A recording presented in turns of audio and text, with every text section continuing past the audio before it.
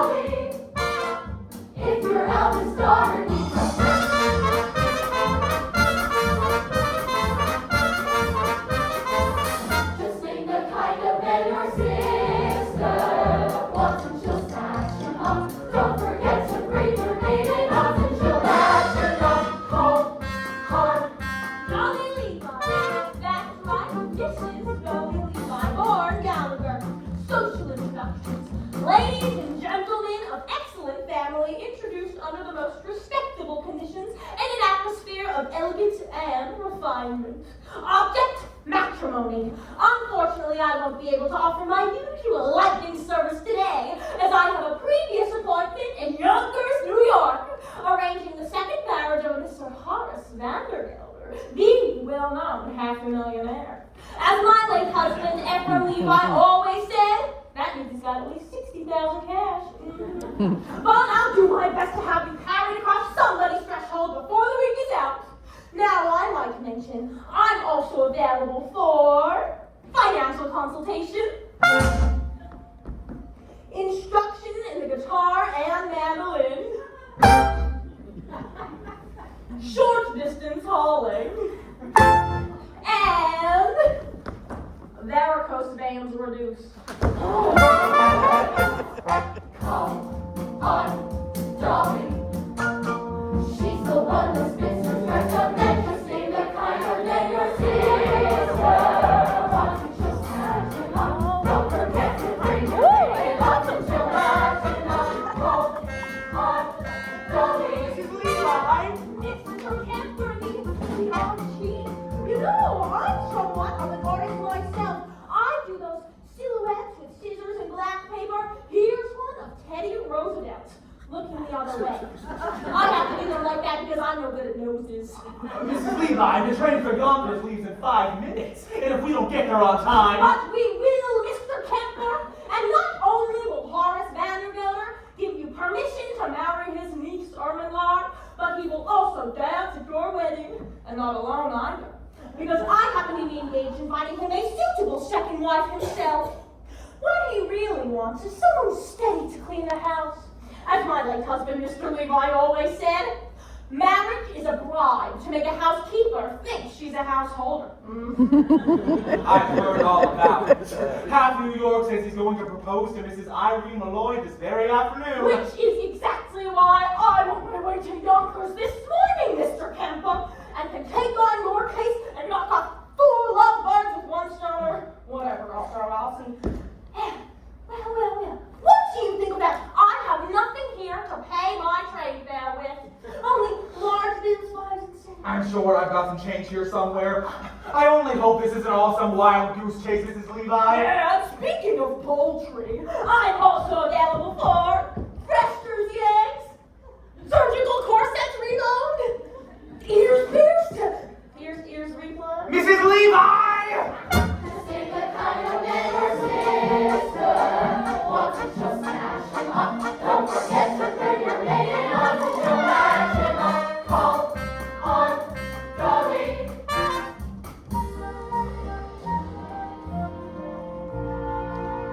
Tell me, Mrs. Levi, what's in all this for you?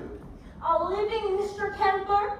Some people paint, some sew. I'm metal. I have always been a woman. No angels think for the pleasure and the profit it strives. I have always been a woman who arranges things like furniture and daffodils down the lines. When a man with a timid tongue meets a girl with a diffident air, why should the tortured creatures beat around the bush when heaven knows Mother Nature always needs a little push? So I put my hand in here. I put my hand in there. And a girl over 6'3", but a man who does not hurt her. Sure, it's obvious you'll never subdue the control, but nothing to get her body no food. So I put my hand in there. I put my hand in I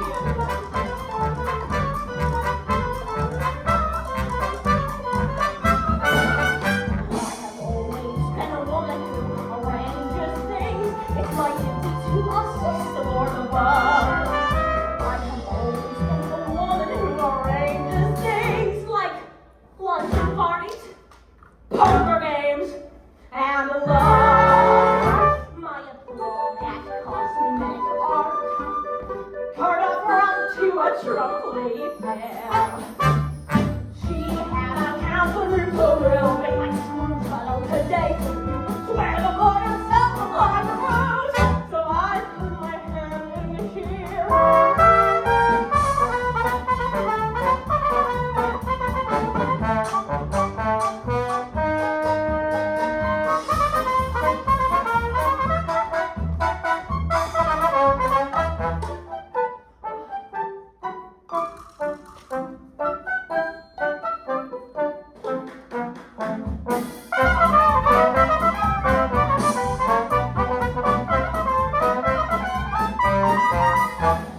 I put my hand in here.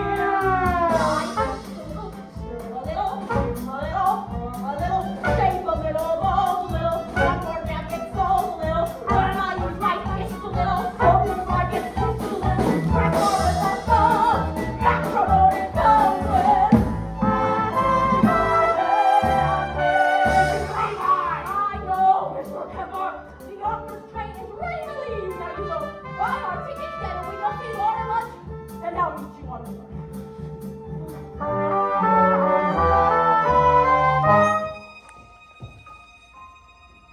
Mr. Levi, I'm going to get married again.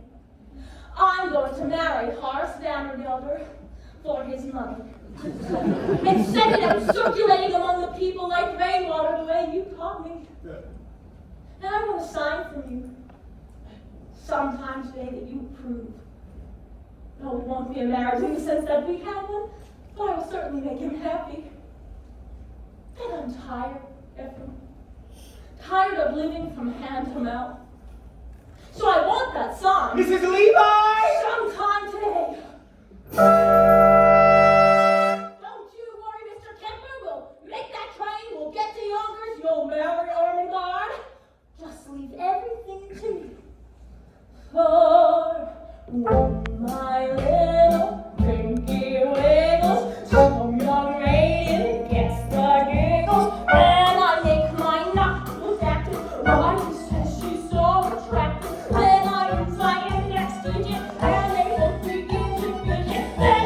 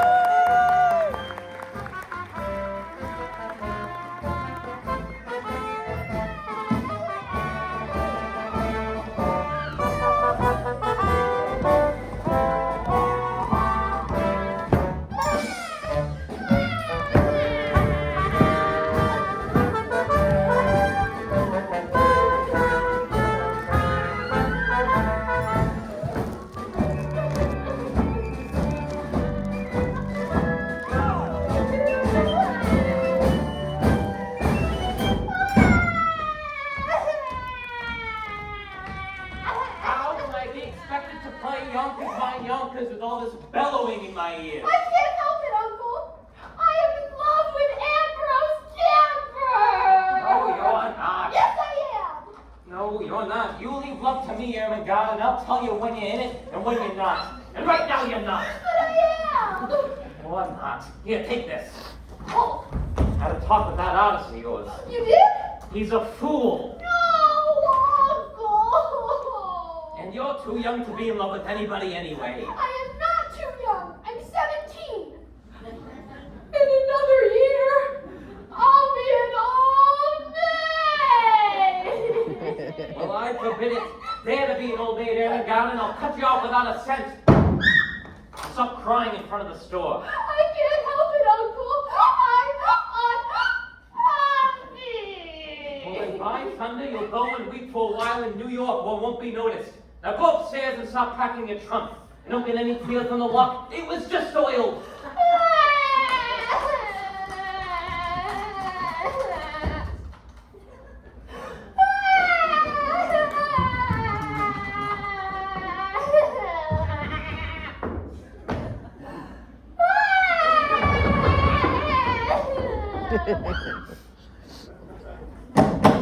Cornelius, Barnaby. You stabbed Mr. Vandergelder? I did. I've got news for you both. I'm going to New York this afternoon to march in the 14th Street Association Parade. And when I get back, you're going to have a mistress. I'm too young, Mr. Vandergelder. Not yours, Helen, damnation, mine. I mean, I've decided to get married again. And in honor of that occasion, I'm promoting you, Cornelius, to chief clerk. Oh, but what am I now, Mr. Vandergelder? You're an impertinent fool, that's what you are.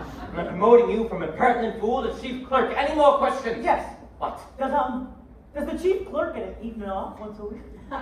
So, that's how you thank me for your promotion, is it? No, sir, you'll attend to the store as usual. Now get back to work! And don't forget to put the lid on the sheep dip. The evening's off. Marrying artists. Foolishness. 99% of the people in this world are fools. And the rest of us are in great danger of contamination. I was young once, which was foolish. And got married, which was foolish. And was poor, which was more foolish than anything else. Then my wife died, which was foolish of her. I got older, which was sensible of me. Became rich, friendless, and mean, which in Yonkers is about as far as you can go. Now, I know what you're wondering now. Why should a man with so much good sense do anything as foolish as getting married? And the answer is simple. This house without a woman would be an empty shell. And pretty dirty, too. It takes a woman all powdered and pink to joyously clean out the drain in the sink. And it takes an angel with long golden lashes and soft resin fingers, but jump in the ashes. Yes, it takes a woman, a dainty woman, a sweetheart, a mistress, a wife. Oh yes, it takes a woman, a fragile woman, to bring you the sweet things in life. The frail young maiden was constantly there, for washing and bluing and shoeing the man. And it takes a female for setting the table and weeding the Guernsey and cleaning the stable. Yes, it takes a woman, a dainty woman, a sweetheart, a mistress, a wife. Oh yes, it takes a woman, a fragile woman, to bring you the sweet things in life. And so she'll work until infinity. 3 cheers for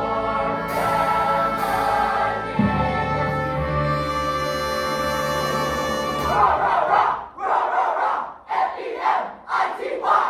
Get out of here! And in the winter, she'll shovel the ice and lovingly set out the trap for the mice. She's a joy and treasure, for practically speaking, so we can turn when love bombing is leaking. To that dainty woman.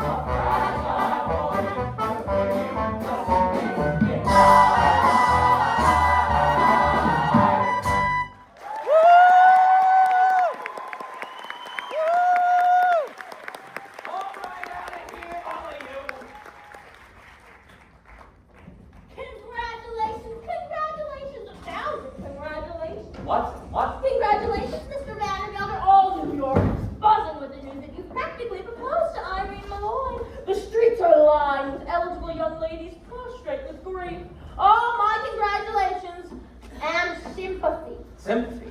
Did I say that? A slip of the tongue, that's all. No, I'm delighted by the happiness. After all, she wasn't easy to unload. By that I mean, you know what people say. Although I, for one, never believed the rumors. No, I didn't. Rumors? What rumors? Nothing to get upset about, Mr. Vandergelder. I mean, according to all known facts, her first husband passed on quite naturally. It's just that he went so sudden. A few spoonfuls of chowder she made special for him, and but it could happen to anyone. No, there's no truth in it. Just one word of advice, Mr. Vandergelder. Eat out. Hold on. You mean to say that Mrs. Malloy... I mean to say nothing, Mr. Vandergelder. Just friendly advice. Keep away from the chowder. By the way, she's bought her wedding dress already. Beautiful. You should see it. It's black. But as I said before, Mr. Vandergelder, congratulations on your forthcoming nuptials, and may you rest in, I mean, may guardian angels watch over you both, particularly at dinner. See here, Mrs. Levi. You introduced me to Mrs. Malloy, and rumors or not, I intend on calling on her this afternoon as arranged. Very well, then there's nothing more for me to do but to go back to New York and tell the other girl, the heiress, not to wait. What did you say? Nothing. A word. Heiress. Particulars, Mrs. Levi. I demand particulars. Her name. Her name. Money. Ernestina Money. What a lovely, lovely name. Picture, if you will. Hair as shiny as a newly minted dime. Eyes as big round as silver dollars. Skin as soft and mossy as an old greenback. Oh, I can feel it now. Age 19. Height 5'1". Waist 47. Waist 47. That's with the money belt. Oh. Now I couldn't wait for you to this very afternoon. I ain't got time, Mrs. Levi. I gotta bring my niece Ermengarde to New York this afternoon until she forgets a certain Ambrose temper. I can do that for you, Mr. Vandergelder. I know just how to handle such things. Then I'm marching in the 14th Street Parade. What? A coincidence? Guess who's been chosen to ride on the main float? The spirit of 14th Street. Miss Money. Her mother was a cash, you know. All right, Mrs. Levi. I'll meet Miss Money at the parade. But I still intend on paying another call on Miss Malloy first. Oh dear, what races you make me run. Very well, Mr. Vandergelder. I'll meet you on that bench in front of Miss Malloy's hat shop at 2:30 as usual. One more thing, Mrs. Levi. Suppose I don't like Mrs. Malloy and side against Miss Money. Well, then, I happen to have one more name on my list. A name I know as well as my own. But that'll come up by itself all in good time. Don't you worry about it, Mr. Vandergelder. Oh, but wait till you see Ernestina. A vision. A dream. It takes a woman all powdered in pink to joyously clean out the drain in the sink.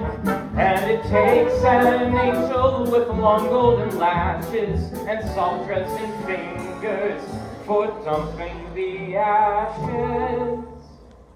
Yes, it takes a woman.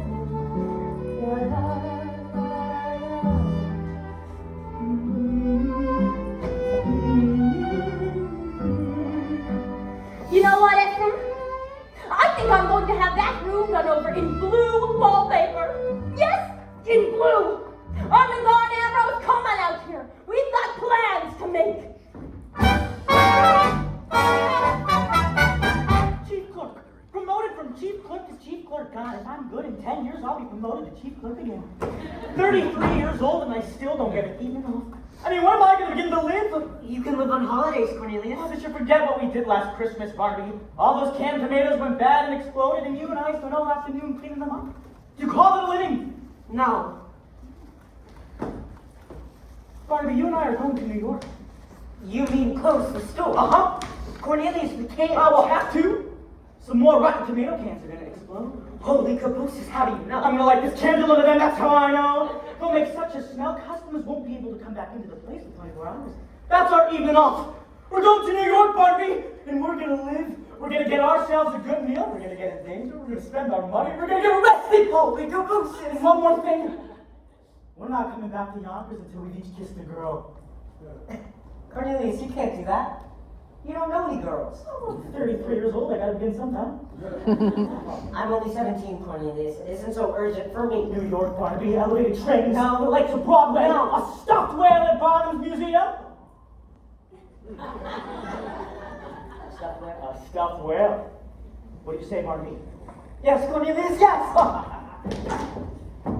Now the first thing to do is make you financially independent. I know, I'll find you a job. Can you dance? Oh, I'm an artist, Mrs. Levi. I paint. Well then, my card. Mrs. Dolly Levi. Painters taught how to dance. Now there's a man, Rudolph Prize in favor at the Harmonia Gardens restaurant on 14th Street. I'll send you a note for him and we'll see if he can't have you both entered in the polka contest tonight. The prize is a week's engagement and a gold cup. No, the cups we won, Ephraim and me. Hold on, Mrs. Levi. No fiance of mine is going to set foot in a cafe. And I don't mind saying, I'm surprised you have acquaintances in a place like that. Not acquaintances, Mr. Kemper. Friends. Dear friends from days gone by. My late husband, Ephraim Levi, believed in life and any place you could find it. Cafes, ballrooms, yes, even theaters. Why, even when times were bad, every Saturday evening, like clockwork, down the stairs at the Harmonia Gardens we came. It's all very well to come down like clockwork, Mrs. Levi, but you're asking Ermengarde to work there.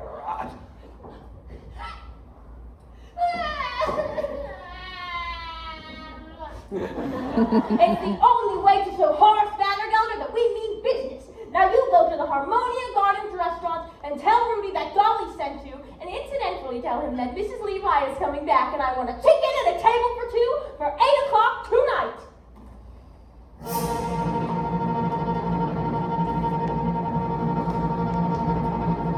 The bottom row looks all right, Cornelius.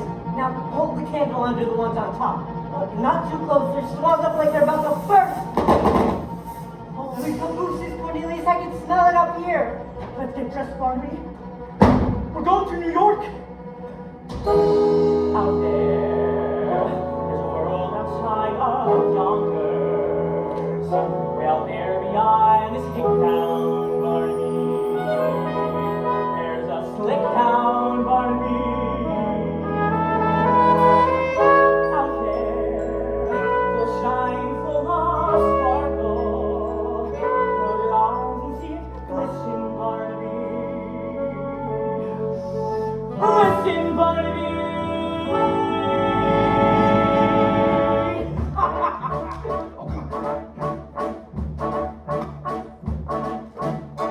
Put on your Sunday clothes, there's lots of world out there. Get out the brilliant tea and dime cigar. We're gonna find adventure in the evening air. Girls in white and up close unite, with the lights all bright and the stars. Put on your Sunday clothes, we're gonna ride down in one of those new horse-drawn open cars. We'll see the shows at Delmonico's and Mccallum in town and the world, and we won't come home until we kiss the girl. Put on your Sunday clothes and you feel down and out. Strut down the street and have your picture taken. Dress up and bring your spirit seems to turn alive. That Sunday shine is a certain sign that you feel as fine as you love. Beneath the parasol, the world is all a smile. It makes you feel brand new down to your toes. Get out your feathers, your patent leathers, your beads and buckles and balls. All your clothes to run in your Sunday clothes. New York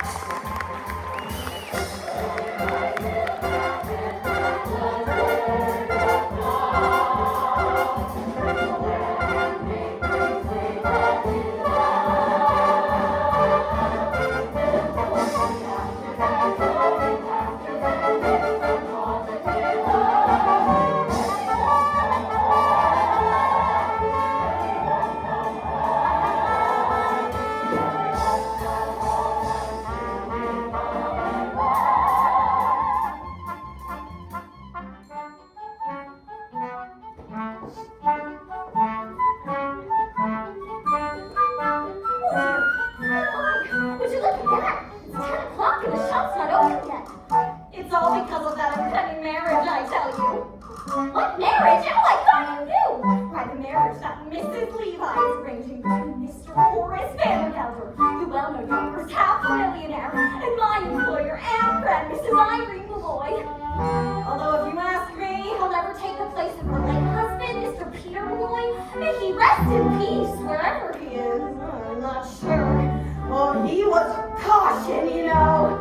Oh, it's all too much. What with late husbands and new marriages, and on top of everything else, Miss Mortimer returning this hat for the third time. Same old story. She wants more cherries and feathers. Cherries and feathers! To catch her bow, I suppose. Although, if you ask me, she'd be better with a nice heavy bell. I told her, ribbons down our back is what we'll be wearing this summer if we want to catch a gentleman's eye. But she had none of it. Cherries and feathers she wants. On today of all days, when that poor, dear, sweet Mrs. Malloy has enough on her mind. With what, Minnie? With the door, it's stuck. It's stuck. Then push.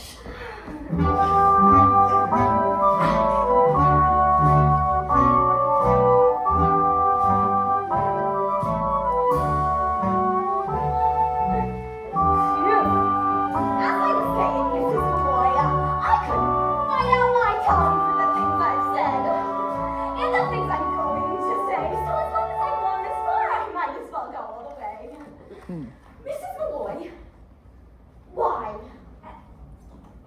Why? Say it, Minnie. Why have I decided to marry Horace Vandergelder? Mrs. Malloy, I didn't ask you that. I would rather die on the rack than ask you such a personal question. But as long as you did bring it up. I am marrying Horace Vandergelder for one reason and one reason alone, Minnie. To get away from the millinery business.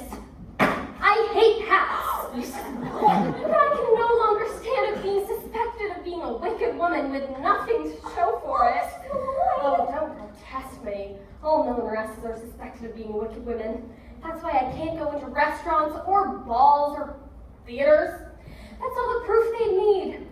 Take my word for it, Minnie. Either I marry Horace Vandergelder or I'll break out of this place like a fire engine. Oh, no. Not Miss Mortimer again. Miss Mortimer, I'll take care of it. No, Minnie. Leave it be. You can make another hat for Miss Mortimer if you like. I'll be wearing this one myself. Mrs. Malloy, you can't. You're a widow in a hat. Well, it's provocative, that's what. Isn't Minnie? Well, who knows who may walk into the shop today? And provocative may be just what I want to be. Oh, Mrs. Malloy!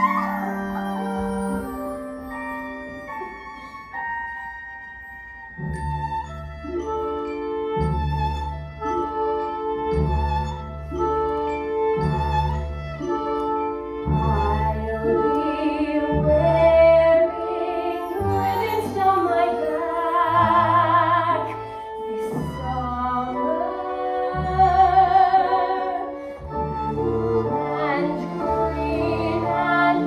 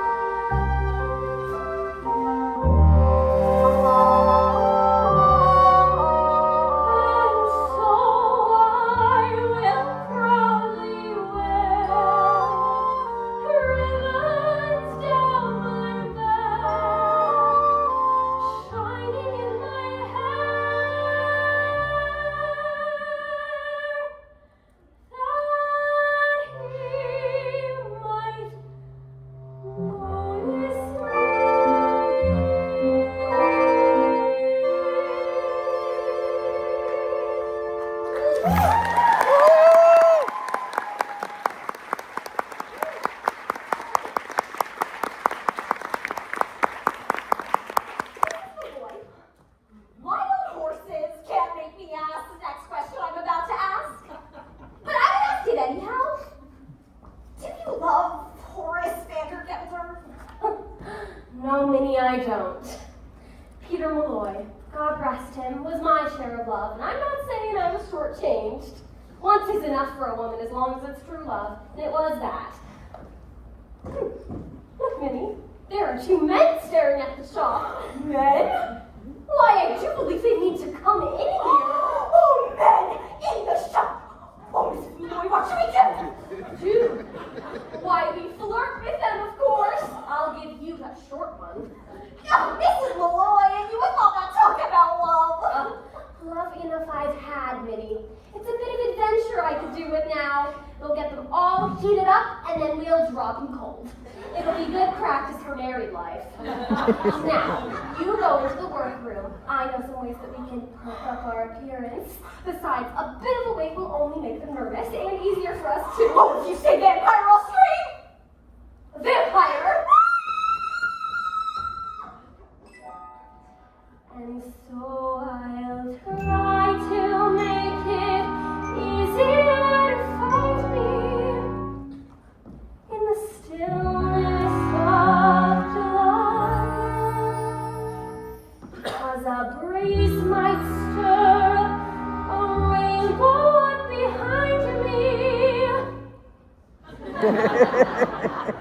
that might happen to catch the gentleman's eye.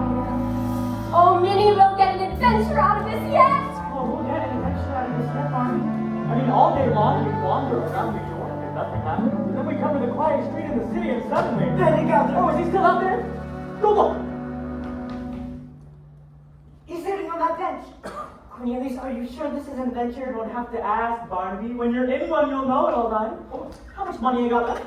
Not much, Cornelius. 40 cents for the train back, 30 cents for dinner, and 20 cents to see the whale. 90 cents flat. When those women come out, we'll have to pretend to be customers. Customers, that's it. You know, maybe the best thing to do is make them think we're rich. And then we won't have to spend anything at all. We're two men about town looking for hats for ladies. Oh, you like the pink? You got the red.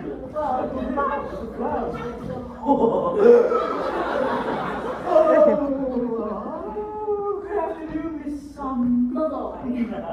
Here, Cornelius Hackle. Here, Barnaby Tucker. My pleasure, gentlemen. Now, what can I do for you? Oh, well, you see, we're two ladies about town looking for hats for ladies.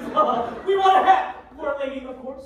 And everybody said to come to Miss Malloy because she's so pretty. I mean, perhaps she's so pretty. And so reasonable too, Cornelius. As reasonable as under $1. Would still leave us enough to see the whale.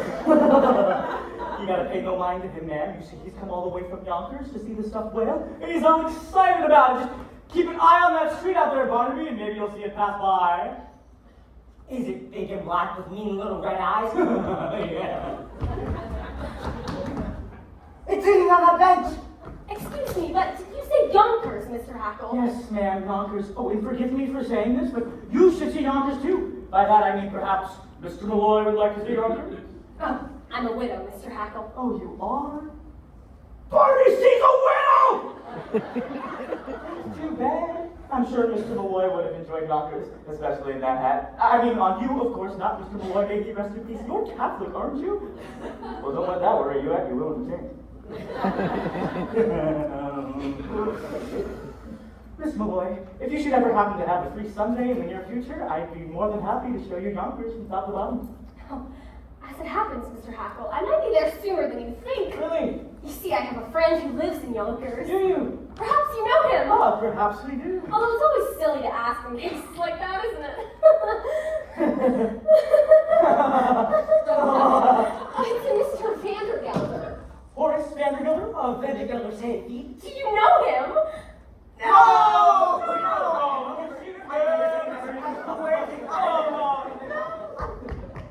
Mr. Vandergelder's a substantial man and well-liked, they tell me. Has only one fault as I know, Miss Malloy. He's hard as nails. Cornelius, I think. Now perhaps your friend might like this. Look out! Hard enough, Miss Malloy. Gentlemen, what are you doing? I'll explain everything later, Miss Malloy. Oh, come out of there this instant! Where is it, Miss? I'm asking me, Mrs. Malloy. Now really, Mr. Hackle, Mr.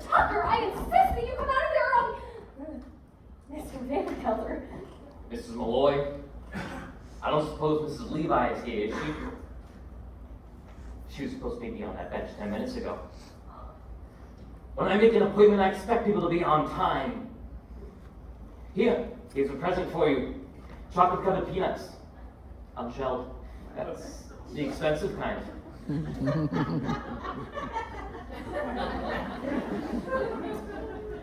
Did I just see you talking to two men? Men! Men, Mr. Vandergelder, what would men be doing in a lady's hat shop? Well, now, let's go back into my workroom. I am so anxious for you to see it. I saw it last week. So you did. Well, Mr. Vandergelder, what's new in the hay and feed business? I understand you have 3 friends, all hard as nails.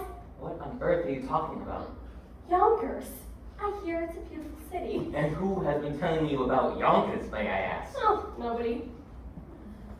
A friend. A friend? Well, you see, he was a customer, Mr. Vandergelder. Someone quite well to do, as a matter of fact. He was in here buying hats for ladies. Perhaps you know him. Oh, it's always silly to ask in cases like that. It's a Mr. Hackle. Did you say Hackle?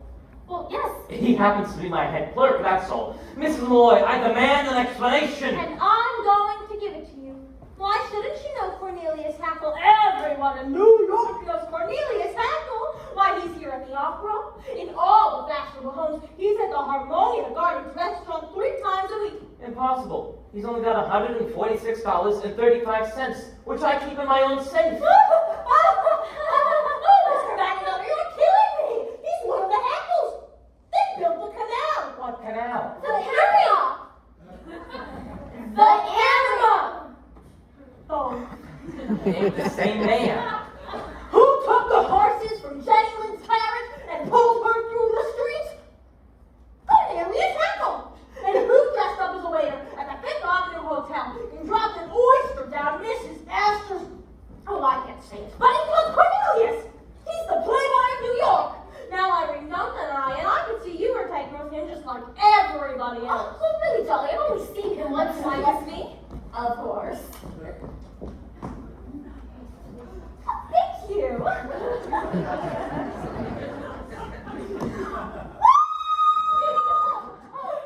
a man in there. Now see here, there's a man in that closet. No, you can't, Mr. Vandergelder. It's too dangerous. No man that hides in ladies' closets can frighten me. Stand aside, Mrs. Lee. No man indeed. I'm sure you'd make short work of any man. Oh, those muscles. I can see them wriggling back and forth beneath your coat. Ripple, ripple, ripple, ripple, ripple, ripple. For the last time, Mrs. Levi, stand aside. Stand indeed, Mr. Vandergelder. That's exactly what the courts will want to know when you're accused of entering that closet without a search warrant. I mean, what do you stand for? You stand for the law of the Nistelrooy plan. I know what I stand for. I stand for Motherhood America and a hot lunch for orphans. Take off your hat, sir. See Russell's glasses passing through. You see him on the hill at Gettysburg. Beneath that great triumphal arch. Can you see him as he's traveling through the great song that second march?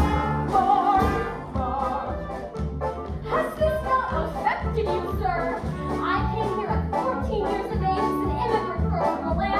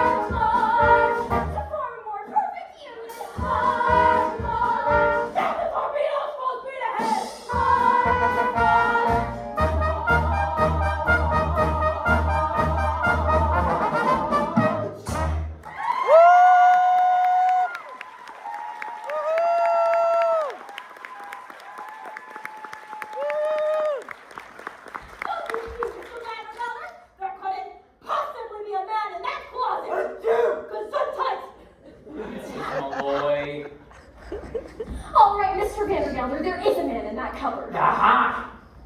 And another under that table. And there happens to be a perfectly simple explanation, but for the present, good afternoon. Good Lord, the whole room is crawling with men. I'll never get over it. So I take it I'll see you this afternoon, Mr. Vandergelder. Certainly will, Mrs. Levi, with a certain young lady at the main float at the end of the parade. Good day, Mrs. Malloy.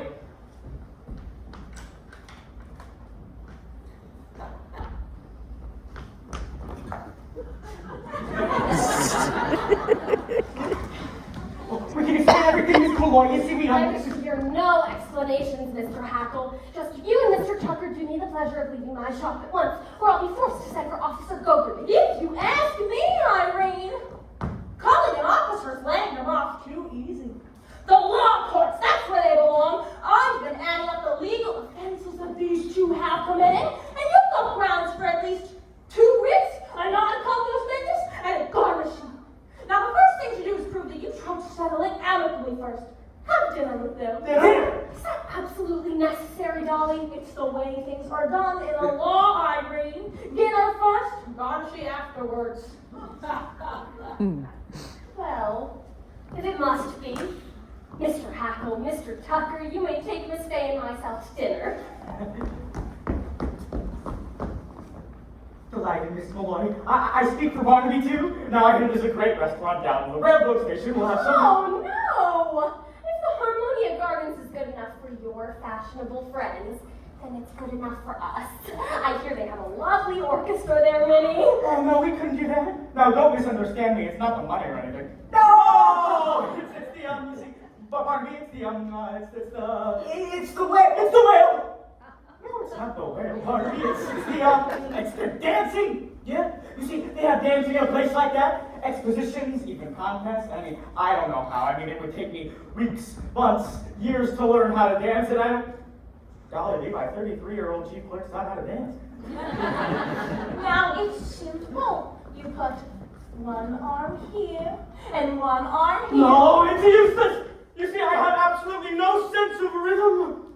Absolutely no sense of rhythm is one of the primary requirements for learning by the Gallagher Levi method. Just give me 5 minutes of your time, Mr. Hackle, and I will have you dancing through the streets. Now it's simple. We'll start with the lesson 7, the wall keep turning. You put one arm here and one arm here, and right foot, touch, left foot, touch, under, back, around, touch, through, around, behind, back, oh. Release! Release! On the burrow! That's wonderful. When I think of the lucky woman who will find heaven in your arms, let's go back to lesson 1. Put your hand on her waist and stand. Good. With her right in your left hand. And 1, 2, 3, 1, 2, 3, 1, 2, 3. Wow, I'm dancing! Well, I what? Of course you were, Mr. Hackle. Take the someone whose arms you're in. Hold on to her tight and sweet. And 1, 2, 3, 1, 2, 3, 1, 2, 3. Wow, I'm dancing! Turn around and turn around, try floating through the air. Have to be a little more aesthetic. Don't you think my gift has a pulse and don't Of course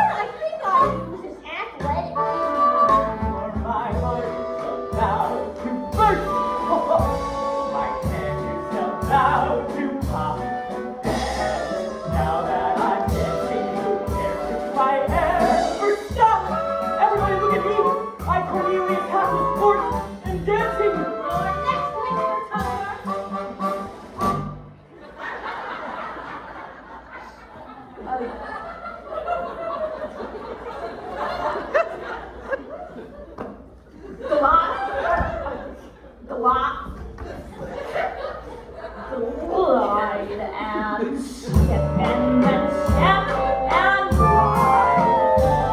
And everyone, stand aside.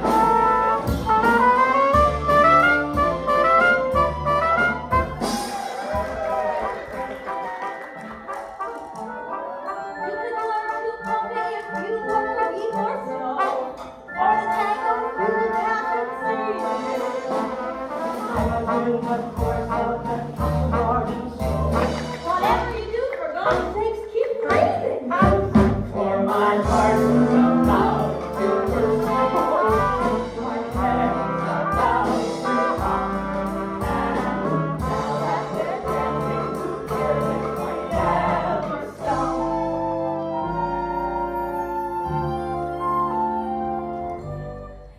When there's someone you hardly know,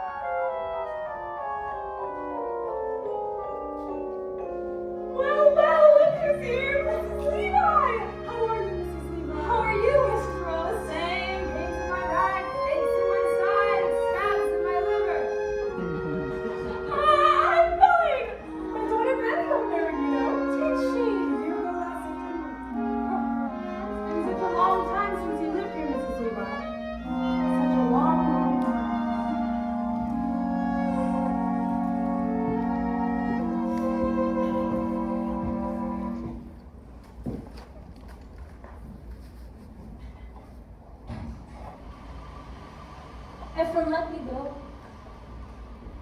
It's been long enough, Ephraim.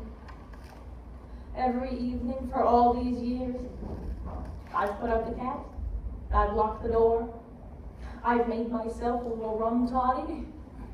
And before I went to bed, I said a prayer, thanking God that I was independent. That nobody else's life was mixed up with mine. And then one evening, an oak leaf fell out of my Bible. I put it there when you asked me to marry you, Ephraim. A perfectly good oak leaf, but without color and without life. And I suddenly realized that I was like that oak leaf. For years, I had not shed one tear, nor had I been filled with the wonderful hope that something or other would turn out well. And so I decided to rejoin the human race. And Ephraim, I want you to give me away.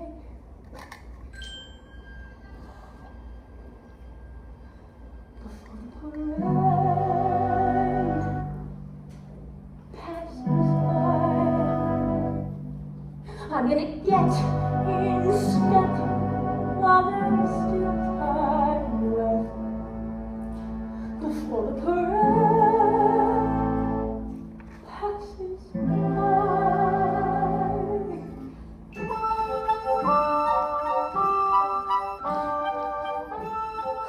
Mrs. Levi, come along.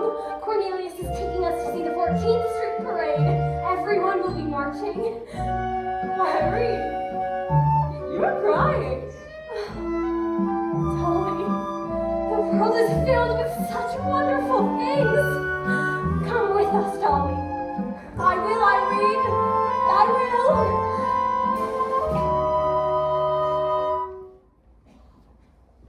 Before the parade passes by, go out and taste Saturday's highlight. Before the parade passes by, I'm gonna get some life back into my life.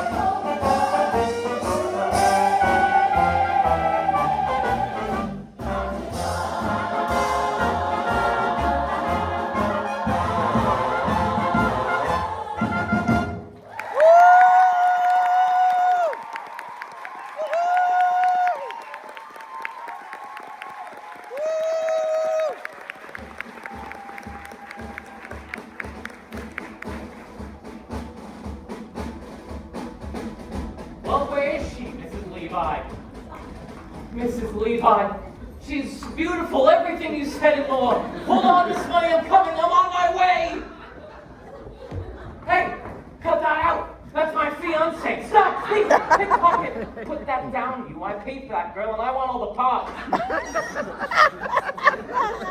Miss Money, what have they done to you? Mrs. Levi, I demand an explanation. Nothing to get upset about, Horace. A last-minute substitution. Miss Money had a sudden, urgent business appointment at the Mint. They were running short and she's helping out. But she'll meet you at the Harmonia Gardens restaurant at 8 o'clock tonight. That's the most expensive restaurant in the city. And well, it should be.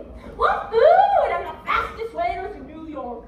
By the way, I might be a little late, so Miss Money will meet you in front of the restaurant. Oh, but wait till you see it, Horace! All in buttercup yellow and baby pink, singing the sweet old-fashioned tune, Sweet Rosie O'Grady. Oh, you couldn't miss her if you tried. I'll be there, Mrs. Levi, but only because I already paid for the introduction and might as well get my money's worth. But from now on, you're hereby discharged as my marriage broker. Is that clear? From now on, Dolly Gallagher, you're a woman like anyone else. Oh, what's happening? Where are you taking me? Dolly, help me! Ephraim, he's as good as mine. I'm gonna raise the roof. I'm gonna carry on. You got no stand, you got no stand. The parade.